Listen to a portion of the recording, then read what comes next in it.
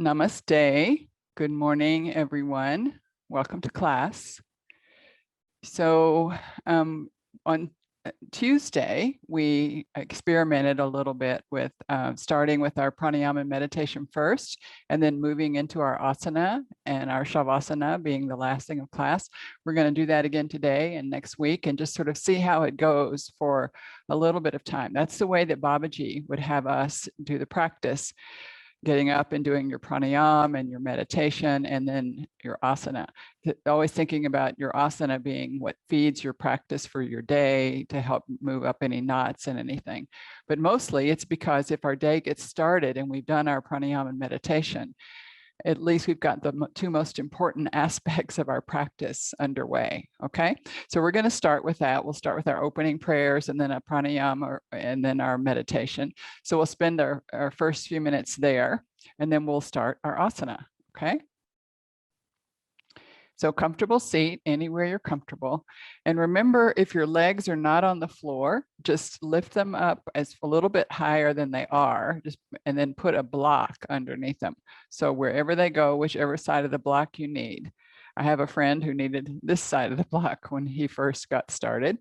So whatever you need to support, if they're on the floor, great. But if they're not, they're straining the musculature of your hip area, okay? So support the legs as much as you need to. And then let's just rock on either sit bone for a moment. And then just a little circle, just sit bone, tailbone, sit bone, pubic bone, other direction, just for a moment. Good. And then just a little wiggle to your bottom and then relax your hands. Just relax your hands to your legs for a moment and check on your spine. Is your spine upright? And you're not leaning forward or leaning back. So you could lean forward on purpose and lean back on purpose and find yourself somewhere in the middle. Good. And then your chin, neither too far up nor tucked in. So the back of your neck is long and has all of your natural cervical curve. And then let's bring the hands into the heart, Ujjayi Mudra. You can let the thumbs gently rest on your sternum. And then take your eyes down towards your thumbs. You can keep your eyes with a soft gaze or close them completely. With gratitude, we salute all the great yoga masters, past and present. A special prayer of thanksgiving for Baba Hari Das. With joy, we recognize the excellent wisdom teachings of yoga, Ayurveda, and with vigor, we dedicate ourselves to self-transforming practice. Self-transforming. What do you need? What are you looking for in your practice today? Just let a few thoughts come into your mind space. And then filter it down to one or two things that you really need to incorporate into your life through your practice this morning. And then let those thoughts slip down into your heart space. We'll bring them back at the end of class. And then join me if you can where you are in an Om. So release the chin a little so you can get your breath. Exhaling the breath out and inhaling to chant. Om.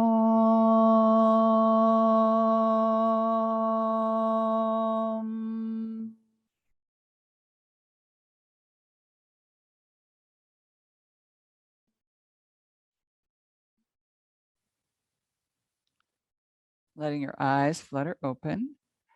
And then just releasing the backs of the hands to the thighs so that your hands are right now in just a receiving mode.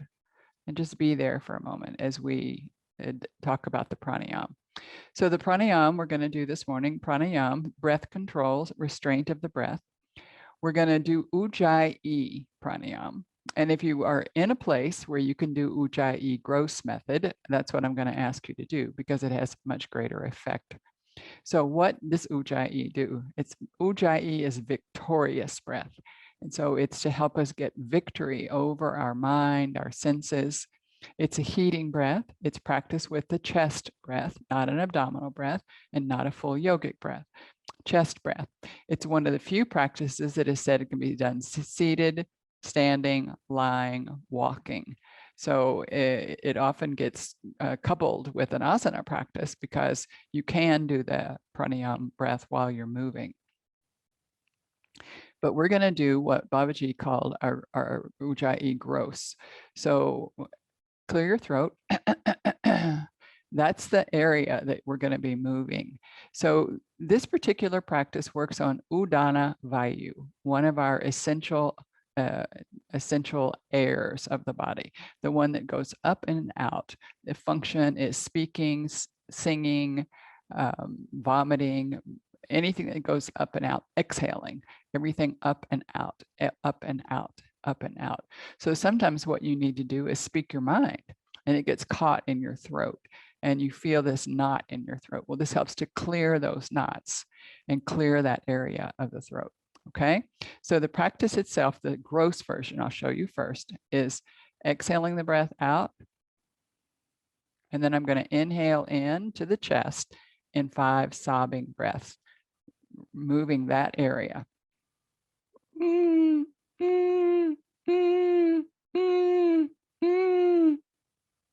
A pause at the top, and then exhaling the breath out the nose, no sound.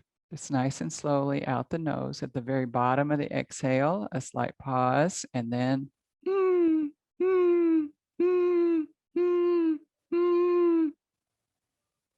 pause, and then exhaling the breath out. So if you can make the noise, if you can't, just we'll do the subtle method, which is what people usually end up doing in most classes, which is just closing the glottis and kind of like Darth Vader. So just kind of trying to shut down the glottis as much as you can, the epiglottis, glottis, and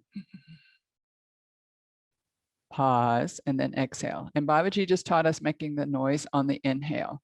You're welcome to try and just see how that might feel for you. You can just play with it a little bit. So either Ujjayi gross or Ujjayi subtle. The focus is at Agnya Chakra, right in our third eye, about 3 fingers in. However, for beginners, our focus is usually on the mechanics of the practice. So feel fine to just really pay attention to how you're breathing. And later you can let your attention move to the third eye. Okay, let's try it together. We'll do 4 or 5 rounds.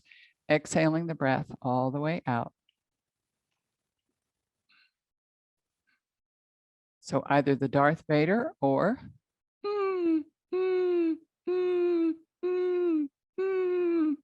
pause and exhale the breath out slowly, gently. At the bottom of the exhale.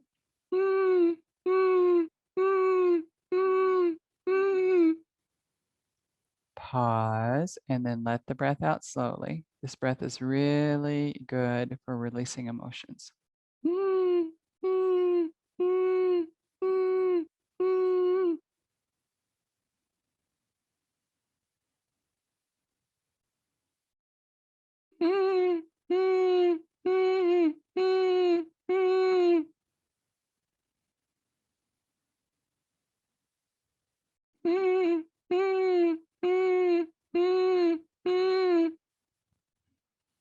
And then at the last, just letting your eyes drop to the floor or close completely and just take a few of your natural breaths, just checking in.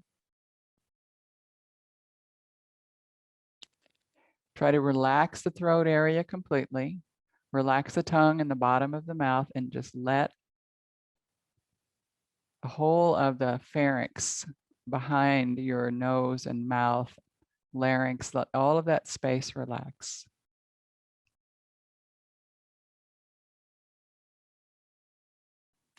Just noticing how it feels in the body.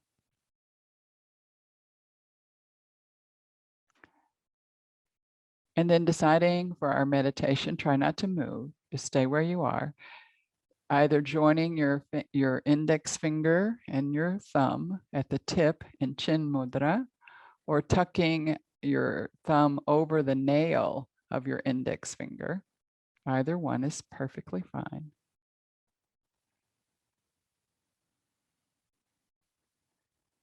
And just beginning to observe the breath, nothing else. Just noticing the inhale and the exhale.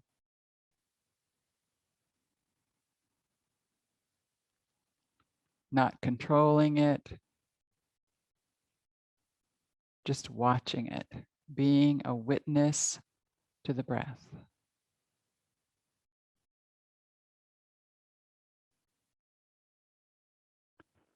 Without controlling, perhaps stating to yourself what's happening. I'm inhaling. I'm exhaling. I'm inhaling. I'm exhaling.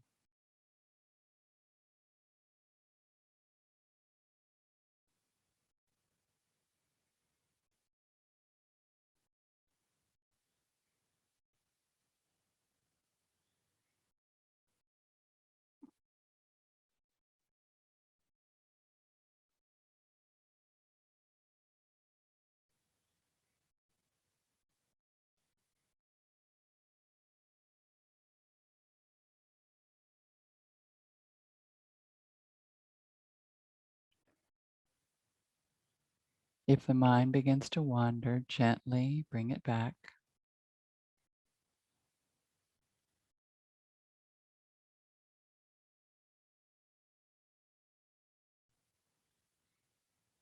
Stay with the breath.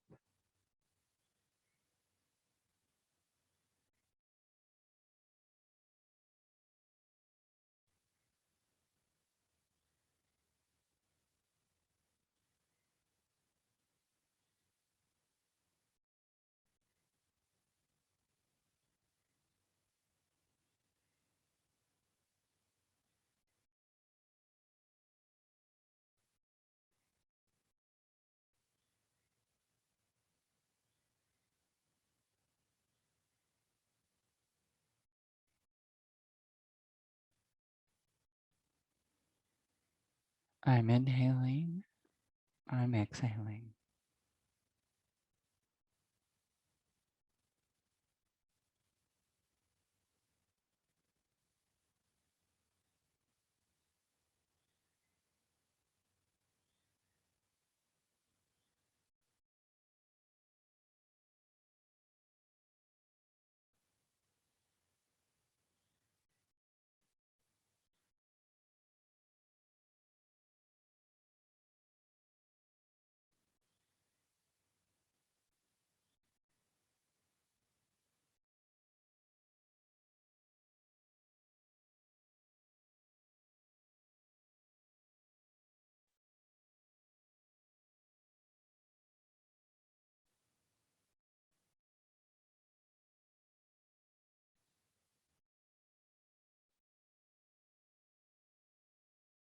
I'm inhaling. I'm exhaling.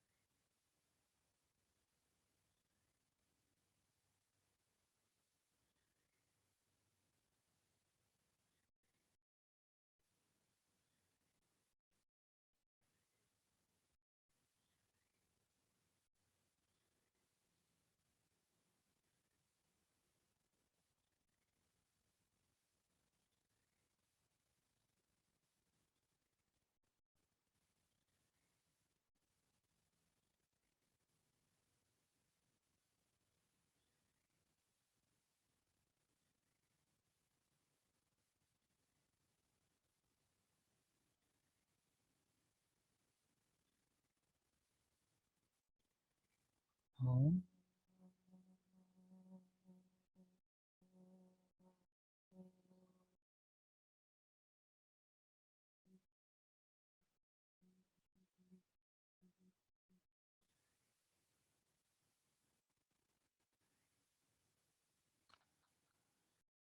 releasing the mantra, the mudra, and just sitting comfortably for a few moments, just letting everything absorb Triputi, body, breath, mind.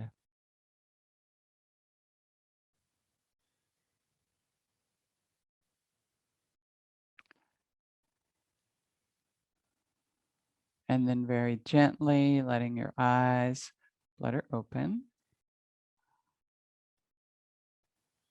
And then let's take our legs and take them right out in front of us for a moment. Just take the legs right in front into Dandasana, staff pose.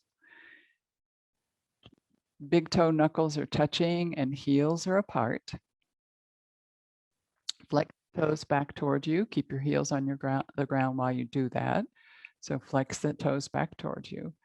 And then point as much as you can, point the toes. And then flex the toes back for you. Again, heels on the ground. And point the toes.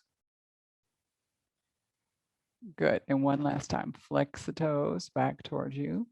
Reach through. Good. And then pick up your right leg. Relax your right ankle completely. Just relax it and just shake it a little. So it's got to be relaxed. Shake the ankle. And then Babaji calls this cranking. Just crank the foot, hold the big toe and just crank it in both directions. But you can't, you have to like let it go. It has to be limp. It's going to want to help you. Don't let it help you. Just keep making sure it's limp, both directions. Good. That's really helpful for the ankle. And then the flexion that you were doing, just back and forth a little, but with the legs soft. Good. And then working at the hip socket, just back and forth. And then a little bit up and down. Good. And then draw the knee in, and we're going to put our hand behind the knee. And just for a moment, almost to straighten and bend. This is the only exercise that the knee is good at, right? This is the only thing that it's doing is straightening and bending. It's not ever torquing to the side. You're not pulling on one ligament more than the other. Good. And then just release that leg down.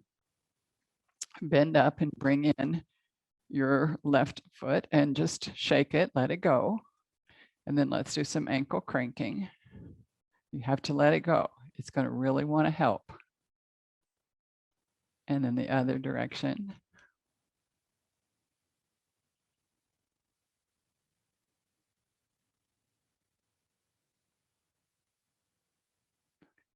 Good. And then just a little flexion, a little help with flexion, going a little bit further than it can go without the help of your hand and fingers. Good. And then the leg, just working at the hip. Keep the rest of the body still as you just move the leg back and forth in the socket. And then a little bit up and down in the socket. And then draw the left leg in close to you.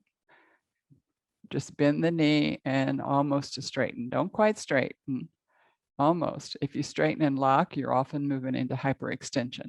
So just almost to straighten and bend.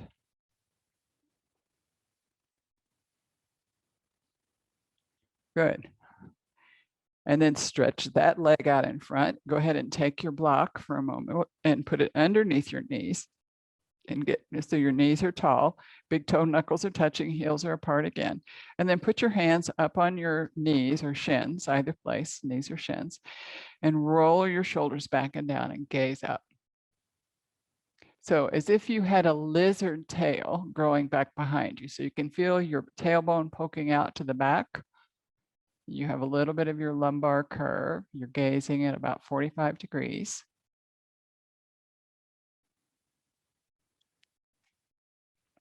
Good. And then curl in the other direction. Just curl, just keep your hands where they are. So rounding your spine. So this is a little seated cat. And then coming back, roll the shoulders down and look forward again. And then one more time, curl, shoulder blades circling forward and down, chin tucking into chest. And then coming forward, shoulder blades rolling forward and up and back, gazing up. Good. And then let's take the soles of our feet together. If you've got both blocks, go ahead and grab them. Put the soles of the feet together and your legs, and they can be as high up as you want. Okay. Legs up, sitting up on top of your sit bones, and put the feet together and peel the toes apart. Just peel them apart for a second. Working on our ankles and shins. So just put the little toes together, and you can help by putting your little fingers together. Ring finger, ring toe, middle finger, middle toe, index finger, first toe or second toe, I guess, and then thumb and big toe. Okay.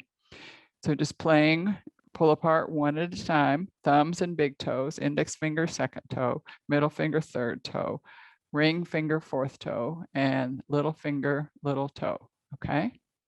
That helps all of the tendons across that cross your ankle, strengthening that area. Good. And then let's take just the right leg back behind for just a moment. Just take the right leg back behind. Keep the block underneath the left leg. That'll help you stay a little bit more even. Good. And then just a tiny, tiny little thoracic twist out to the left side. Just a little, keep your chin over your sternum so that you don't think you're twisting more than you really are. And then release the twist. Good. And then bring the left foot back to meet the right. We're just going to put the block now on the other side. So just keep that leg up and take the leg back on the other side. So just you'll feel whatever you feel in your hip joints, right? With this particular movement, but keep your spine as upright as you can, and a little twist over to the right side, chin right over your sternum, so you don't think you're going really far when your sternum and your chest region is just a little modified area. And then come back into the neutral spot. Good. Remove the blocks. Put both feet together for just one more moment. Just remove the blocks and see where that space is on you. Okay. Good. And then bring the knees together. And then let's cross our legs and come into table. Okay. Good. So into our table pose, knees right underneath the hips and wrists right underneath the shoulders, with the hands completely in front of the shoulders. Okay. Pull in your belly. And then let's do just 4 rounds of cat pose here. Let's start by tucking the toes under for a moment. Okay. So we're going to exhale, belly toward the floor, tailbone toward the back of the head toward the tailbone. And then we're going to inhale and lay the feet out, press the feet into the floor, get round, tuck the chin into the chest. So following your breath. Your feet are moving every time your spine is moving.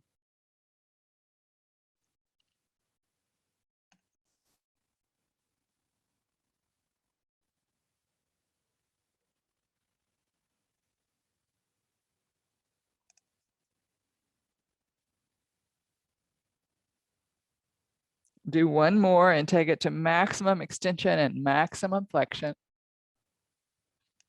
Each part of the spine is doing differently. Good, and then come back into neutral and then come up on your knees. So we're going to be on our knees for just a few minutes. So if you know you want to fold your blanket and get fold your mat, and get another layer of padding, that would be good. Okay. So to start, let's just put our legs right behind us, or just completely behind us. Okay. And then I want us to notice what it looks like if we do some internal rotation on our legs. And we often will do this seated in a chair, but it's very obvious for us here. So if I just keep if I take my leg out to the side, that causes my hip to internally rotate. So just try that and then bring it back. Don't take it too far. Take it just as far as feels okay. And then the other, you're rotating on the knee. Good. And bring it back. Okay. So just feeling that internal rotation for a moment, right? That's what happens when we're sitting in Virasana and we take the legs out. Okay, that's giving us that internal rotation. So now let's go for some external rotation. Let's take out the right leg first, external rotation right at the hip socket, flexion at the knee. Good. And then just take your arms up, arms moving up. So right now your body and your torso are facing the long edge of your mat and your leg is in front. Good. And then bring the arms up overhead. Lower the hands to the back, and then take your palms to either shoulder blade. And then keep your elbows moving up, either palm to either shoulder blade. Good, just rest the palms along the shoulder blades. Pull in your belly, pelvic floor is lifted. Good, and then arms reaching up, back to the side. Gaze out for a moment. Just seeing the uprightness of your spine, and then release and release the right leg. Good. And now left leg externally rotated. So just notice the rotation at the hip socket, how that feels. One leg may be very different than the other. Your foot is hidden underneath your thigh. You can maybe see your big toe knuckle, and then arms out to the side. So shoulders are down, shoulder blades are down. Let's flip the palms, take the arms up overhead, bend the elbows, take them back. Place the hands on the shoulder blades, elbows reaching toward the ceiling. Pull in the belly, pull in the pelvic floor. Breathe. And then arms coming up, open back out, and then pronate, just the forearm. And then gazing out for a moment. Just notice your upright spine, your externally rotated left leg. Good, and then bring the gaze back, arms up overhead, hands to the heart, and then release the leg. Good, and then have your block or two handy. So if you know that you have that internal rotation was just a minute ago when we did it, it was a little challenging. So we're going to just put the blocks between our feet and ankles, and you can put two there between your feet and ankles and sit on them. Put your sit bones on the blocks, one or two. Point your toes, put your feet on the floor. Sit up nice and tall. So this is Vajrasana, while we're kind of all tucked in and there's no rotation. And then for Virasana, my heels have to come out again. Again, that internal rotation, but completely supported by the blocks. Lift the pelvic floor, spine is upright. You're just sitting up on your blocks. And then bring the feet back. Just use your hands, tuck them back in, tuck them into the block, come up onto our knees. Squeeze the block with your feet for a moment. Just squeeze the block with the feet. Feel your thighs and your quads and your psoas engage as you do that. Good. So we're looking for not a crease here right now. We're looking for that to be full. Good. And then let's come back into table for a moment and then stretch out into our side to side plank. Okay, so back into table and then just stretch through the left leg. Let's draw the left leg up a minute, but not rotate it. Toes are toward the floor. Just draw it up for a moment. Draw it into the chest for a moment. Just draw it in. Take it back. Flex the foot. Draw it in as you exhale. Inhale, flex the foot, take it back. Draw it in. Inhale back. And draw it in. And inhale back. Good. Release it. Let's go over to the right leg. Okay. So just reach back. Toes are toward the floor. Just look down and make sure your toes are not at all out to the they would be out to the outside. Okay. Good. And then exhale into the chest and inhale, flex, exhale, inhale, long leg, exhale into the chest, inhale, back, and exhale, and inhale, back, and then release the leg. Good. Press into the arms and hands. Really fill out the space in the shoulder blades. Good. And then we're going to either go back into plank pose or go up into mountain, often called downward facing dog, off of our beautiful mountain. Okay, so reach back through the feet initially. So everybody, let's go together. If you're not inverting, so glaucoma, eye pressure problems, uncontrolled blood pressure issues, a sinus infection, anything that means the first few days of your menstrual cycle, if you know you shouldn't invert, you're going to do the first thing we do. We're coming to plank and holding. And if you'd like, come into half plank with the knees on the ground. But your hips are in line. You're not sagging. You have your hips engaged. If you are inverting, come on up into mountain and bend your knee slightly to get a nice long line of energy from the fingertips up through the sit bones. And then you can come up on your tippy toes and then rock the heels toward the floor. Mine have never touched, never will touch, but wherever you are, just finding that mountain, maybe even feel like a volcano, that you really have a nice pike at the top. Good. Breathe. And then everybody, knees to the floor, find that half plank, pull your belly in. Good. Excellent. And then reach through one leg, other leg, and then down, down. So just walking the plank for a moment. We're not going to walk and step into the ocean. Just walk the plank up, up, down, down, up, up, down, down. Two more.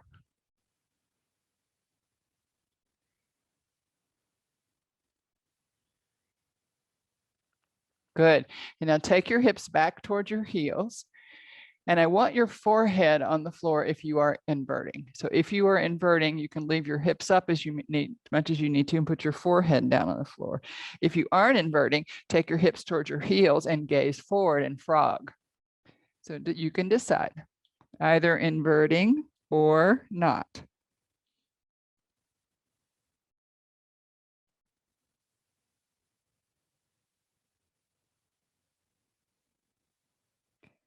One more breath. And let your next inhale just bring you back up to table. We're going to come back through our knees just briefly, Good. And just one more time, see if that action, which is that little bit of internal rotation on either leg, seems a little bit more comfortable now. Okay. And then we're going to come up into toe balance. So balancing on the ball of the foot, resting your hands on your thighs or at your heart or out in front or overhead or out to the side. Do whatever you'd like with your arms. They're just an accoutrement.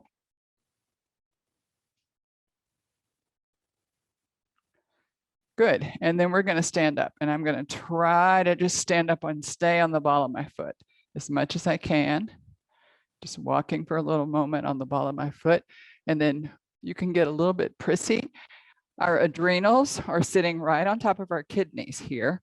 And so when we press that little bit, we're giving a nice massage to the kidneys and to the adrenal glands, walking on our ball of the foot. It's often said tiptoes, but it's really the ball of the foot. And then be still and get really still for a moment.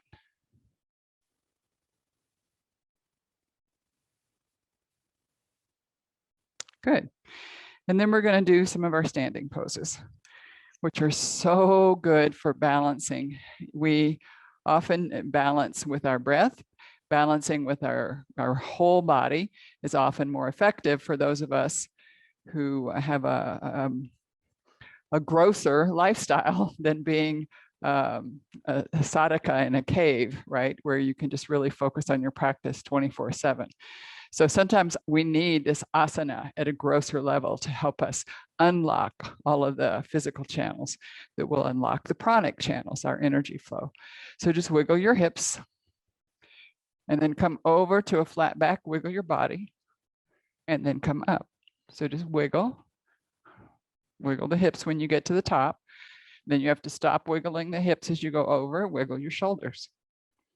One more time, come up. When you get up, you can wiggle your hips. When you go over, your hips are gonna have to stop wiggling and you can wiggle your shoulders. And then come all the way back up. Good. And then let's externally rotate the right leg. Good. Kick out your left heel a little bit to give you that opening in the psoas right at the groin on the left side. Good. Spine is upright. Spine is upright. Let's take the arms up overhead, lift up and feel yourself occupying space. Just really feel that. And then open the arms. Palms are facing one another. Open the arms. Reach the fingers as far away from each other as they can while you set the heads of the arms back in the sockets. Flip the palms and then take your gaze out over your right middle finger. Good. Palms up, straighten the leg, come up and then unrotate. And then let's rotate the other side. Good. Let's take the arms down for a moment. Just noticing where this action happens from our whole arm and shoulder girdle, okay? Then arms up overhead. Reach up, really occupy the space above you, and then let your shoulders come down. Open the arms. Pronate the forearms, and then gazing out over your left middle finger. Pelvic floor is lifted, belly is engaged.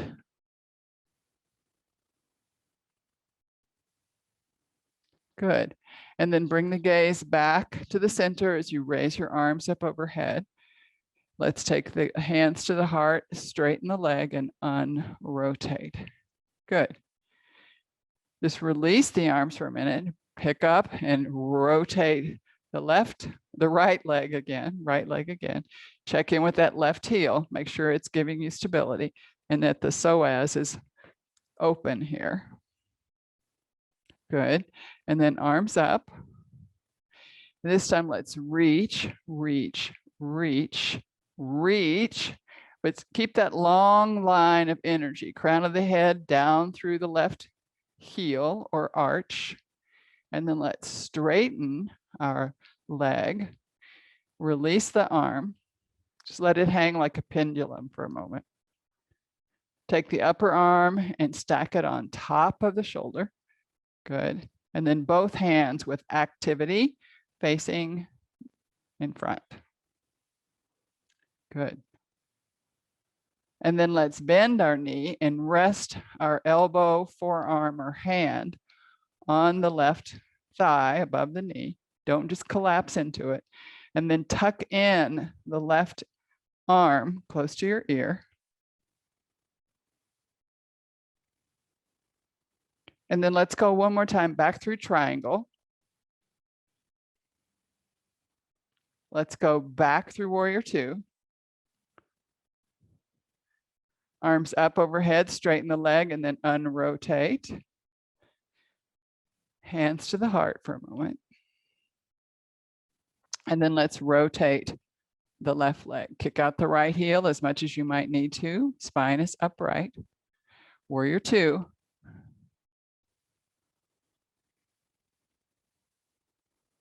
Good. And then let's reach, reach, reach, reach. Long diagonal line, crown of the head back through your right heel or arch. Good. Let's straighten the left leg and let the left arm hang like a pendulum. Take the right arm up overhead and then activate both arms, palms facing away. Good, beautiful. And then let's bend the left knee. Take us into our side angle. Hand, forearm, don't collapse down. So keep the same space, maybe just rest your hand. Tuck in the right arm close to the ear. You're upright, belly's in, pelvic floor's in. And then let's go back once more through our triangle. Good. And then from here, in your next inhale, into warrior two. Flip the palms, straighten the leg, come up, gaze back, front and center, and unrotate the leg, hands into the heart, and then heel toe, and come back into neutral. Good. And then just take a standing Shavasana. Take 6 or 8 breaths as you relax your pelvic floor, as you relax your shoulders, your jaw. Just let the body, the bones release.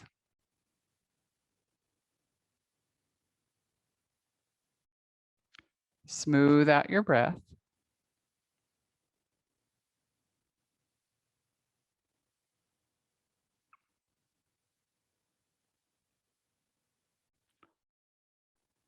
Good. And then inhale, let's open the eyes. We're going to go back again. This time, maybe have a block close to you. Okay.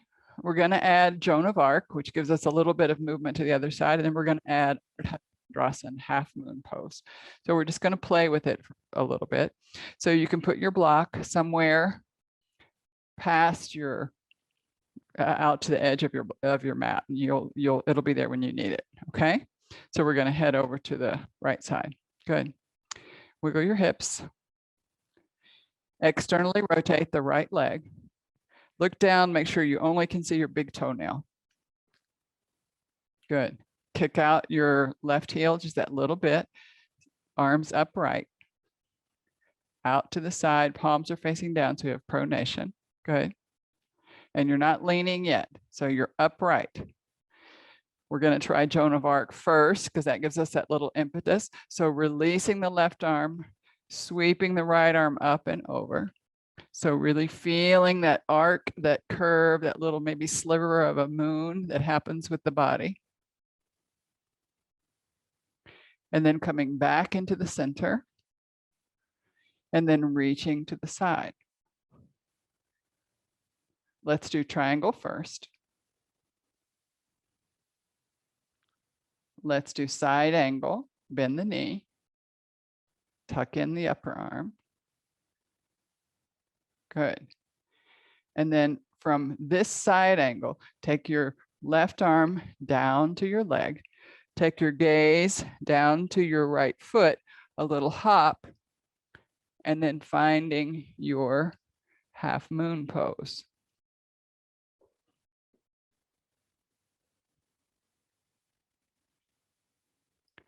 So gently establishing it, and then as you're ready, you can lengthen the arm or not, you decide. Standing leg is soft, the knee's not locked. And then we're going to come down slowly, come back through the side angle. And then we're going to peel off side angle into warrior two. Good. Just release the arms. Straighten the right leg. Come back front and center. Good. And then, well, we should have grabbed the block. Back front and center after you got your block. Good. And then externally rotate the other leg. Kick out your right leg, right heel. And then you can put the block. It's going to need to be underneath the shoulder. You get there. Good. So arms up, bend the knee, and Joan of Arc. Good. Just finding that arc with the body over to the left side. Don't.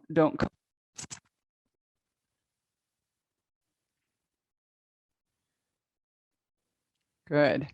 And then let's come upright and over into our side angle. So reach and then our triangle.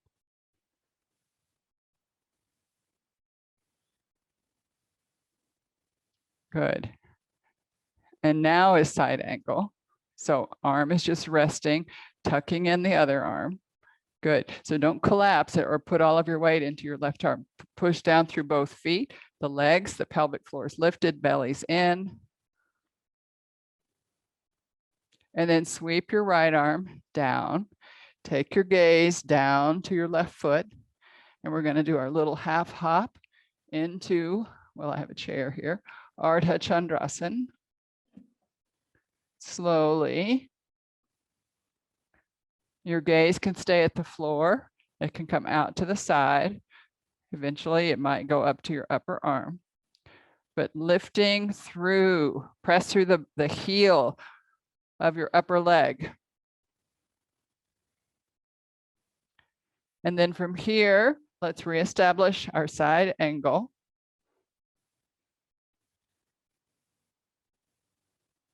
And our triangle. And our warrior two. Good. Flip the palms, arms up overhead, straighten the leg. Unrotate, hands to the heart, and coming back into your Tadasana. Relax your arms and just take a few breaths.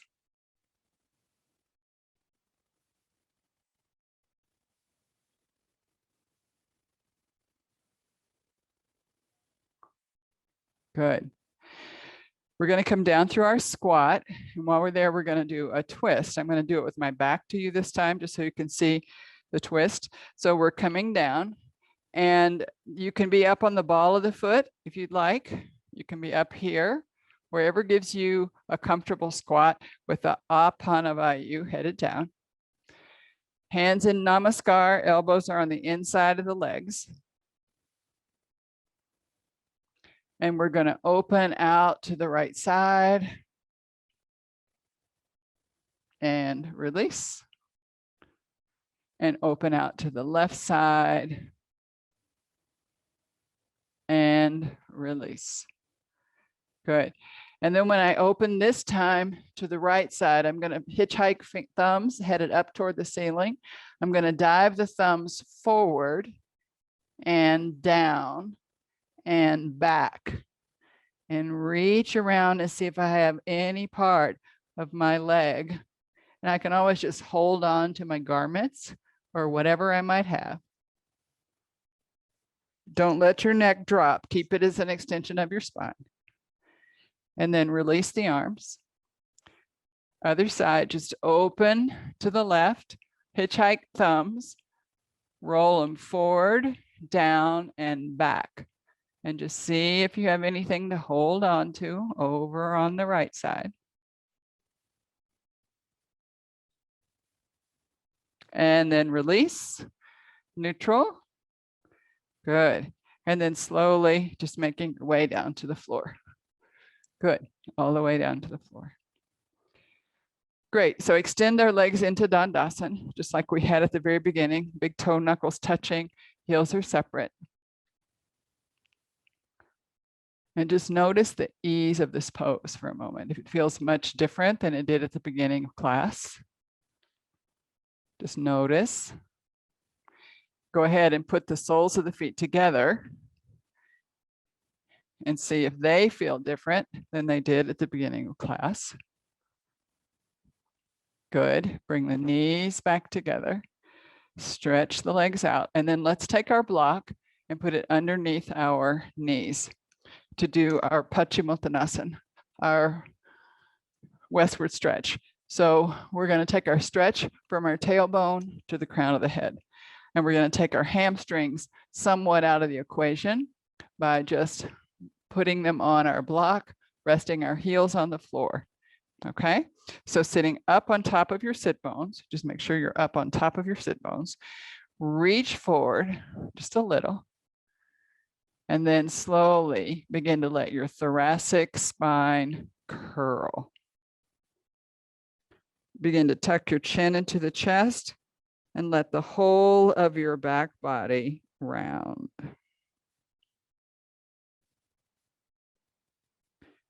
Relax.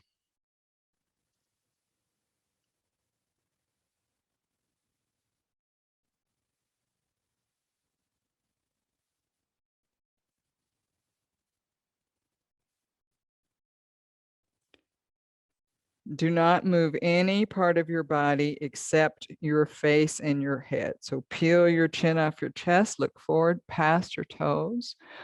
Don't move anything. Walk your hands back close to your hips.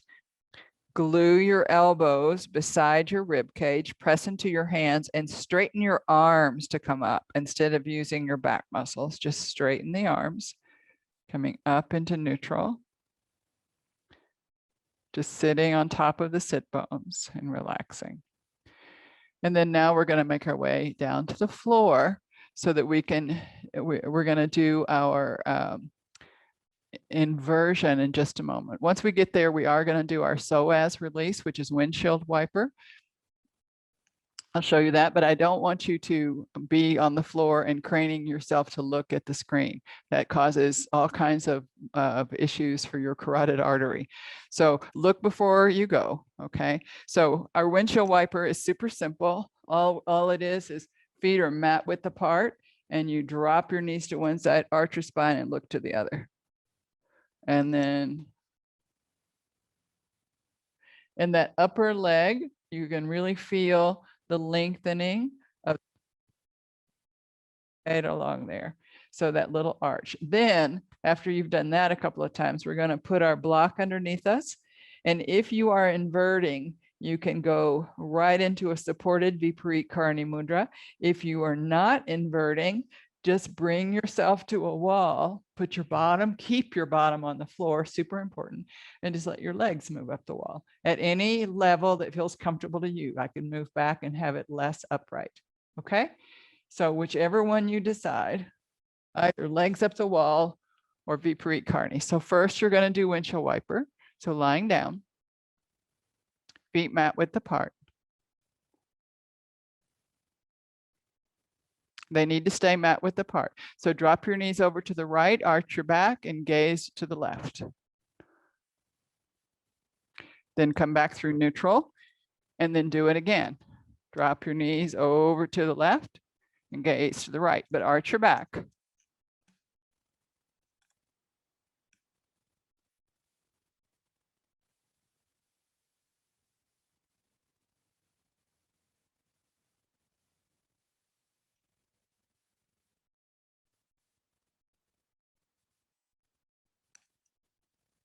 Good. Once you've done a couple of windshield wipers to either side, either grab your block for Viparit Karani Mudra, put your legs up the floor for a modified version of Viparit, or if you do another inversion that you would like to do, this is the moment to do it. I'll give you a couple of minutes to enjoy your inversion. Less than that doesn't really have an effect. So let's just find our inversion and stay.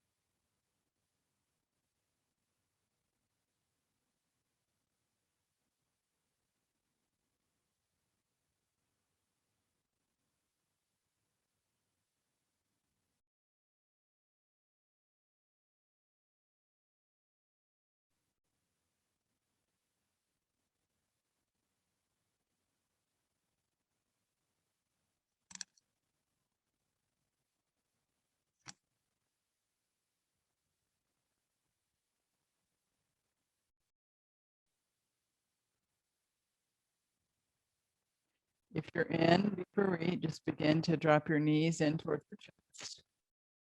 Relax your legs. And then making your way down to the floor and then into Shavasana corpse pose. You're ready. Don't feel trapped by your mat. Just let yourself expand onto the floor.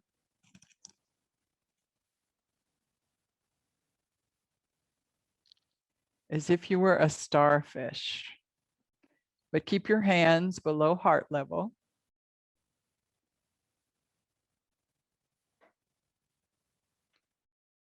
Relaxing your breath, letting it become soft and shallow and just enough to support you.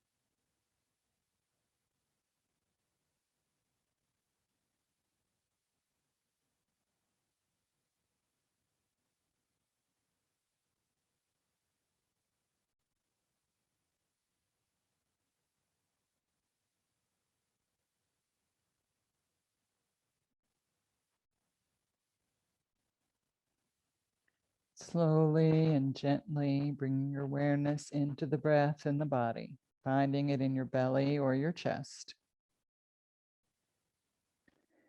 Beginning to swim the fingers, twinkle the toes, wriggling your nose, moving your ears.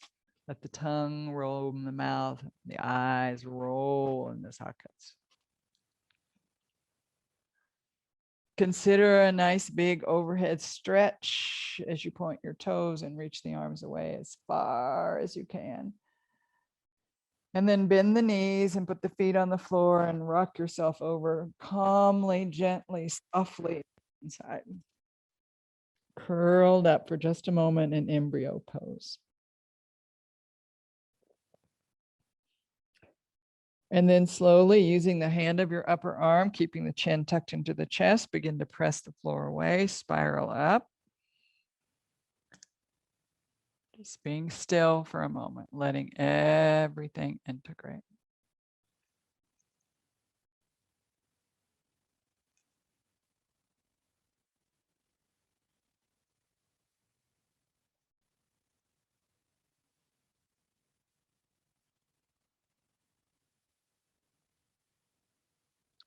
Bringing the hands into the heart, Anjali Mudra. Any merit that we might have earned this morning in our very diligent practice of yoga, we lift it up to the welfare of all sentient beings. Remembering your intention for your practice for personal transformation. And just ponder it for a moment. And then letting that thought drift down into the heart space, holding it there. And then symbolically letting that thought drift right into the palms of your hands, and then lifting it up and just let it go as an offering out into the universe. Bringing the hands slowly back into the heart. Hari Om Tat Sat. Namaste.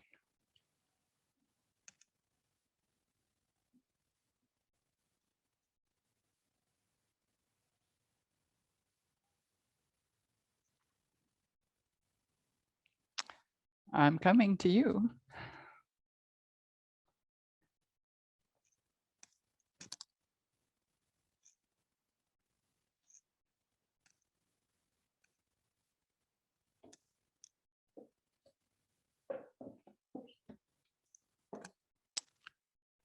Okay.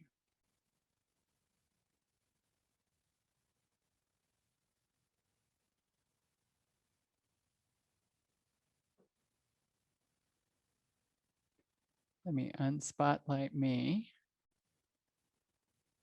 Let me go to gallery.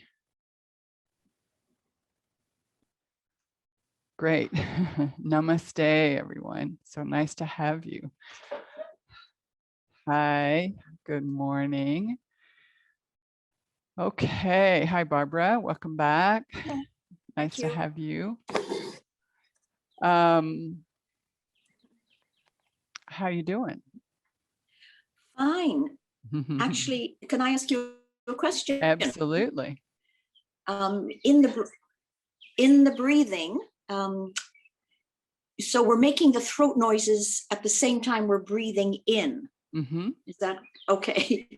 Can you demonstrate that again? I found it difficult. If you can clear your throat, put your hand where you clear your throat. Everybody feel that just when you clear your throat? So then when I do this making a sound,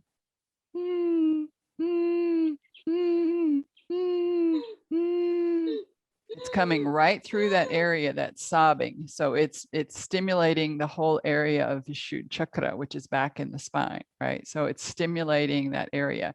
It is really good for the thyroid, the parathyroid.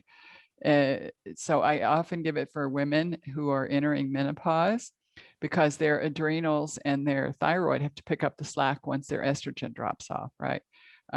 So really stimulating that area for the thyroid is really good. So with the subtle method, it's kind of like that Darth Vader breath. And I know a lot of teachers teach it on the inhale and the exhale, but Babaji just taught it to us on the inhale only, right? Which is a little harder to do than the exhale. Yeah. Exhale's a little bit easier to do, but you know, you do get it. It'll eventually fall in. I think you can probably hear me with this microphone. Oh, let me turn on original sound. That might help.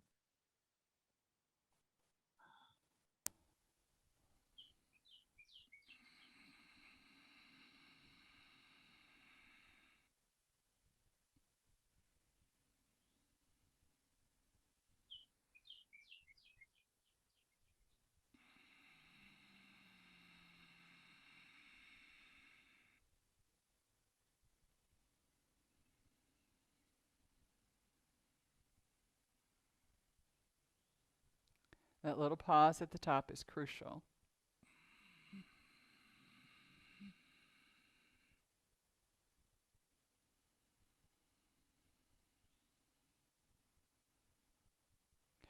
So you can see as a cleansing, purifying, victorious breath, it needs that little bit of oomph to it. It's not a super subtle breath, right?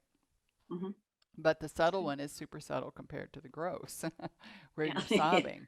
But the gross one has the best method of really stimulating the thyroid and the parathyroid, as well as moving emotion. Like, you know, because it sounds kind of like a sob.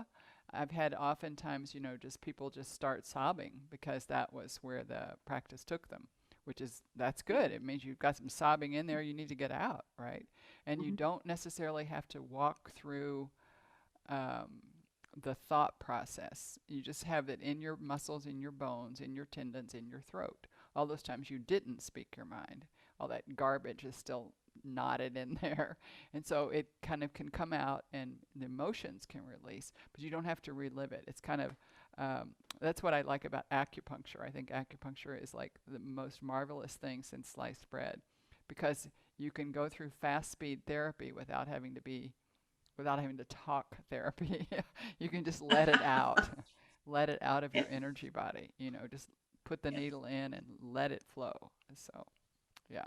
Same thing with this. This really does help those blockages that we have created, you know, from not saying saying our piece, you know. Yeah.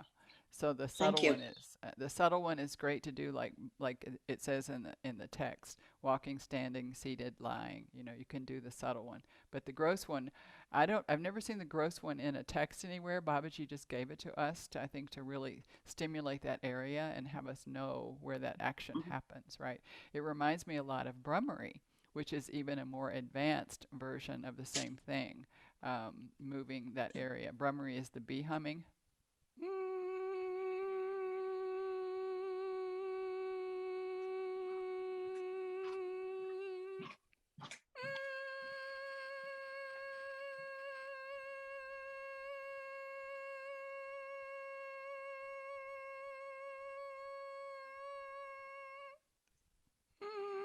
So that also stimulates that same area, but with a little bit more power still, right? So, like I like to teach the Ujjayi gross because I think it really provides the stimulation of Mhm. that area. And then, Yeah. you know, I myself will often use Ujjayi subtle when I'm practicing asana by myself and my mind is just too busy. If I pull it back and put the breath with it, then it helps me to stay focused on what I'm doing. Yes. Okay. Thank you. Yeah, Michelle? Hi, yeah, that was lovely. Is the B one on the in breath as well? I'm sorry? The B one you just did, is that on the in Yes, breath? it's in breath Just the in and breath out breath. The in breath is and usually a out. little bit a lower tone, and the exhaled breath is usually a little bit higher tone. They're definitely a different tone. Okay, thank you. Yeah, yeah, it's in both places, and it's challenging. It's a like it's not an advanced pranayama, but it really does takes a lot of power and control because it's so unnatural to do that breath, and your autonomic nervous system is going, "What the heck? What the heck is this? You know, I think I might die any moment." And so I had this habit of when I was doing uh, Brahmari, I will not die. I will not die because I thought I was going to die. I could feel that that's what happened, and I would just start to like ooh, and my breath would get shorter and shorter, and each one would be shorter and shorter because I just couldn't go all the way into it, right? And but then when I realized that if I just could talk myself down, you know, so as I'm doing.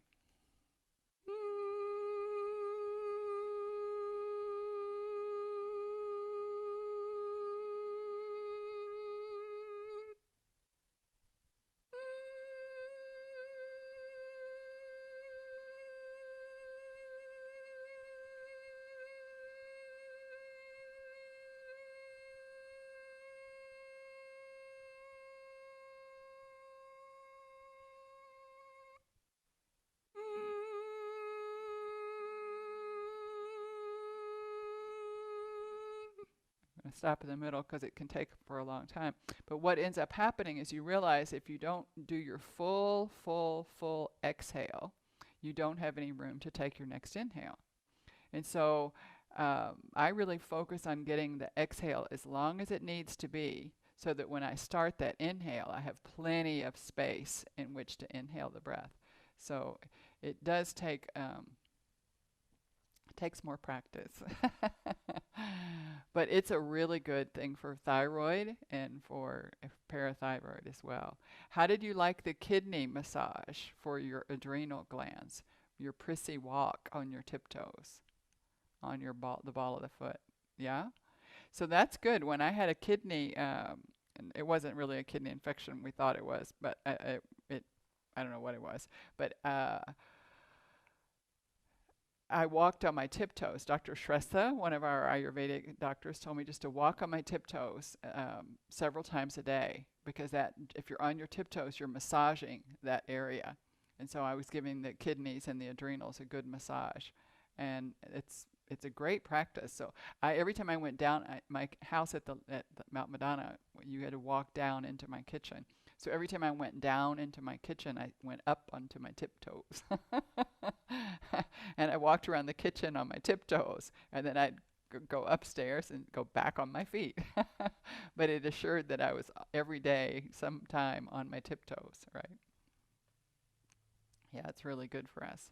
So how do you like the pattern of doing pranayama, a short meditation, and then the asana? And how does that suit?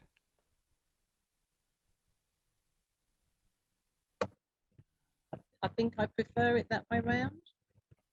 I think most of us who were here on Tuesday too seem to prefer it that way.